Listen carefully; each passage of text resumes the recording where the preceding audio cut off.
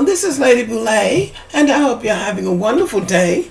Thank you for your support. Thank you for subscribing to the channel. Thank you for your thumbs up, for your comments, and thank you for sharing the videos. Thank you for all you do to support the channel. And yes, we are commanded to love one another, whether we want to or not, or whether we agree with each other or not. This young lady is from East Africa, from the country of Uganda, and her name is on the screen. I won't attempt to pronounce it, but this is her name. And I would encourage you to go check out her channel because she gives a lot of information about things that are actually going on in Africa. She talks about the Arab slave trade. We went through the transatlantic, which was on the west side of Africa, but Uganda is on the east side.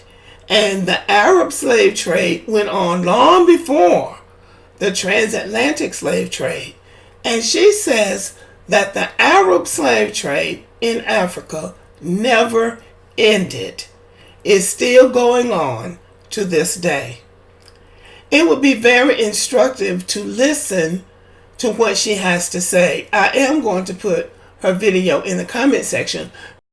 It's a little bit longer than what I want to put on my channel, but she makes a contrast between Africans and African Americans. It is very rare for us to get a compliment from Africans, and a sincere compliment. I'm not talking about just saying something because they're trying to latch onto your culture, but she's trying to make a comparison about how African Americans have responded to tragedy and white supremacy versus how Africans respond to it. It's really heartbreaking to hear her talk. And she's not being pitiful. She's not trying to sound pitiful. She has been I believe she was in Dubai trying to work. She also has video of African women who are in those Middle Eastern countries today. How they are being treated. It is unconscionable. Go back to Africa. That guy was speaking to a man from the Middle East, and he compared his country, Dubai, with Nigeria. He said Nigeria is richer than his country. It has more mineral resources that bring in money than his country.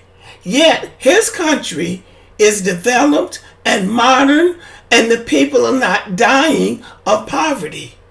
And Nigeria is a failed country. And the Middle Eastern man said it has to do with governance. It has to do with their leaders. And that's what the Africans themselves say. That's what this woman says. She also talks about how repressive the governments in Africa are. How they really don't have a voice. How they can't speak out against anything. And that's how come their countries don't get any better. They have no safety nets like we have with food stamps or welfare for when you really fall on hard times. They don't have any kind of safety nets like that.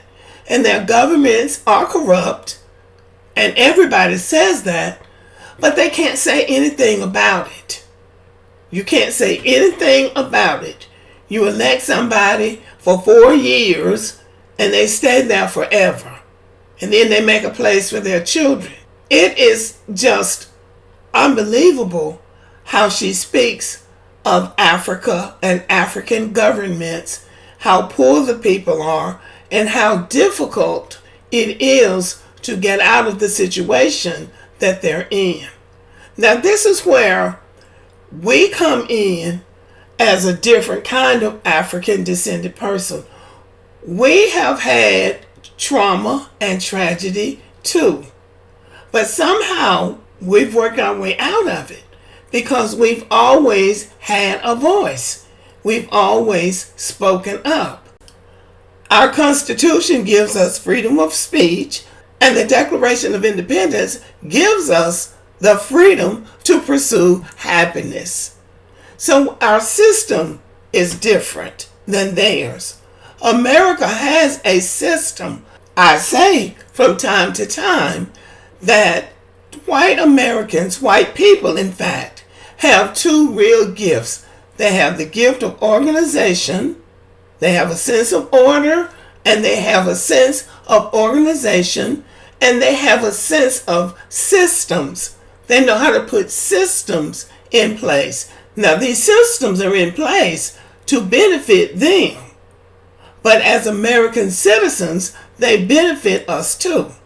The way that we march when somebody gets killed, the way we speak out against things in America, Africans don't have that. They don't have the right to do that. Well, let's put it this way. They can do it, but there's a consequence for it. Now, there are things that we pay for too. Consequences we pay for speaking out. Dr. King wasn't doing anything but speaking out, and he was killed. But as for the masses of us, we can speak out, and most of the time we won't get killed. We have the right to vote, and then we have a system in place in America right now where a president can only do 2 terms. When your 2 terms are up, you got to go. Now, I think that 45, President Trump would like to overturn that so he could just go in office and stay in office forever. But that's not the way our system is set up.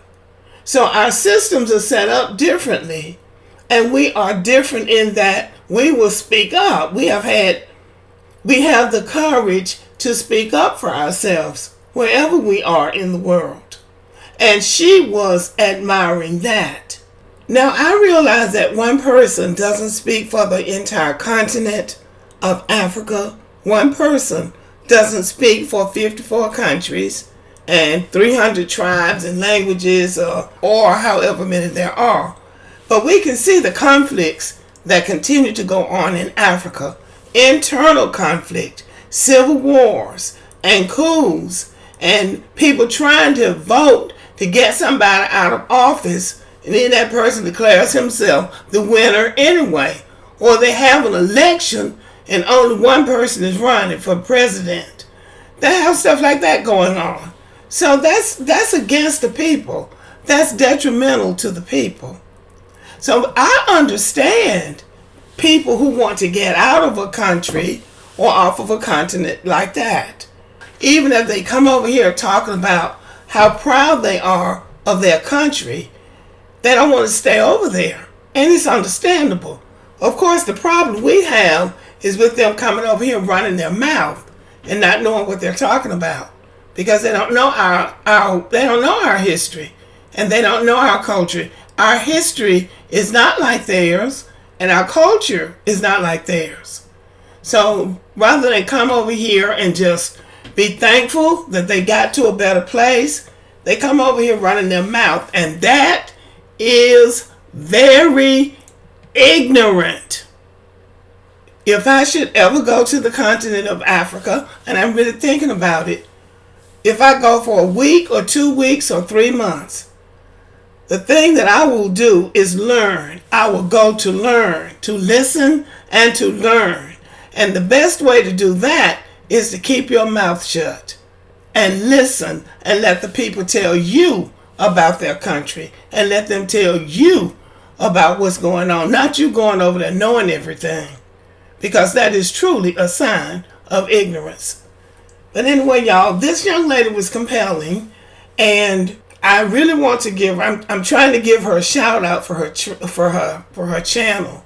So I believe that she has a lot of interesting videos. So you might want to check her out and listen to what she has to say, because there are voices coming out of Africa, and they're not all negative. And so we have to learn to listen to some of the ones that are not negative, but that are sharing the truth, really a truth that the world needs to know about. So check out her video, if you will, and consider subscribing to her channel. Okay, but anyway, y'all, thank you for listening. Subscribe to the channel and have a great day.